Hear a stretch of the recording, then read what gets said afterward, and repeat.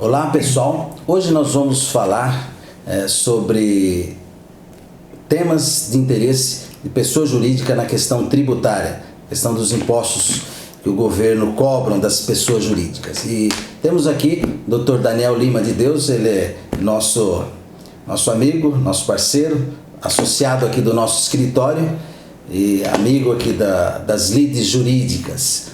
Então, Dr. Daniel, você como especialista em direito tributário, pode dar alguns esclarecimentos, né, algumas dúvidas de amigos e clientes que têm nos perguntado. Por exemplo, como que ficam as dívidas das pessoas jurídicas nesse período de pandemia e quais os prazos que o governo concedeu às pessoas jurídicas?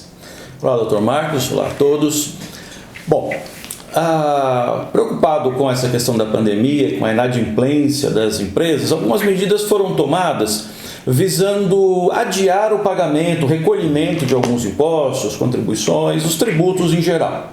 Então, para algumas empresas, vamos dar um exemplo aqui de empresas que estão no Simples Nacional, um grande número de empresas no Brasil recolhem tributos pelo sistema do Simples Nacional. Todo o recolhimento relativo a abril, maio e junho vai ser adiado o seu pagamento para outubro, novembro e dezembro. Então, ao invés de pagarem na sequência dos meses, isso fica adiado. Então, seriam os pagamentos normais.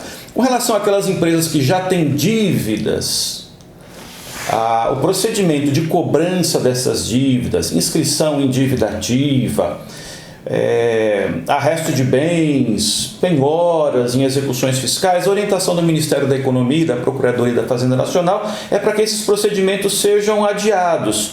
Protesto de certidão de dívida ativa, que esses procedimentos sejam suspensos até passar essa fase maior da pandemia. Certo. Um fiscal, por exemplo, da Receita, ele, nesse período, ele pode, então, autuar a empresa ou não? Por alguma irregularidade? Olha, os fiscais, eles até podem autuar, mas os prazos para defesa, para impugnação, esses prazos ficam naturalmente suspensos. Até, como eu já disse, passar aí essa fase maior da pandemia. Então, o governo não pode cobrar judicialmente ou fazer a inscrição da dívida ativa dessa empresa nesse período? Nesse período, a orientação do Ministério da Fazenda, da Procuradoria, é que não se façam essas cobranças. Certo. Não se iniciem procedimentos dessas cobranças. Claro, isso relacionado ao inadimplemento agora, desse período. E é relacionado às dívidas do passado, por exemplo? Se a empresa já tem um procedimento judicial em curso, uma execução fiscal, essa execução fiscal também está suspensa por força da suspensão de todos os prazos judiciais até agora, o próximo dia 4 de maio. Então, até lá, os prazos permanecem suspensos e não existirão medidas para constritar ou para restringir os bens dessa empresa. No vídeo passado, nós tínhamos mencionado em relação à questão dos benefícios para as pessoas físicas, a questão dos impostos.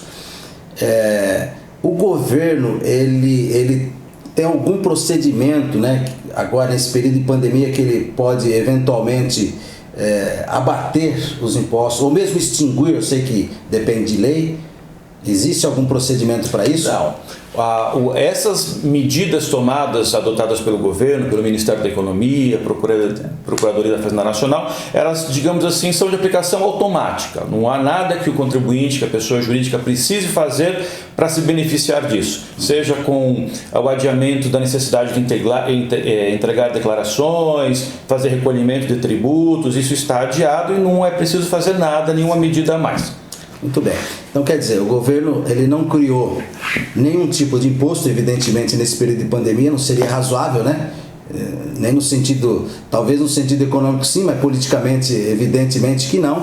E também não extinguiu nenhum tipo de imposto, é claro. Tá certo. Agora, para as pequenas e médias empresas, tem algum benefício além desses mencionados ou só mais a questão de prazos mesmo? É mais a questão dos prazos para recolhimento e para apresentação de algumas declarações. Naturalmente, existem várias linhas de crédito que estão sendo disponibilizadas pelo governo, por seus órgãos, Caixa Econômica Federal, que isso pretende, tem a ideia ou a missão de ajudar as empresas nesse momento.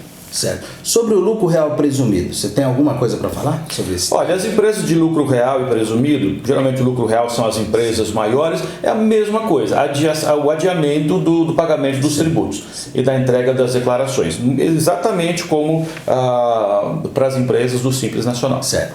E a questão de recuperação de créditos tributários?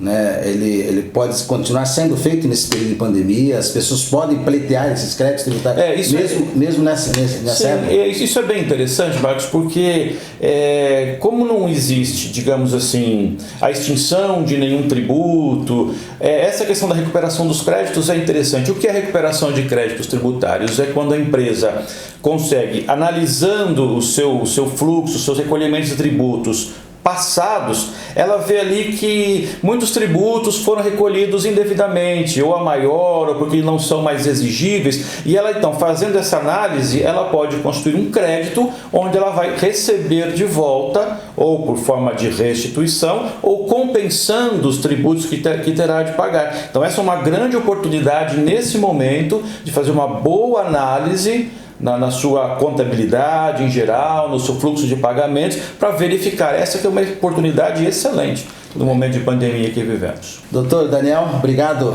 pelos esclarecimentos e, sem dúvida alguma, foi bem elucidativo em alguns pontos aqui. Mas se o internauta, o amigo, ficou em dúvida, quiser fazer algum comentário, fazer alguma pergunta aqui no canal O Advogado Explica, pode fazer. Teremos o imenso prazer de poder respondê-lo. Obrigado.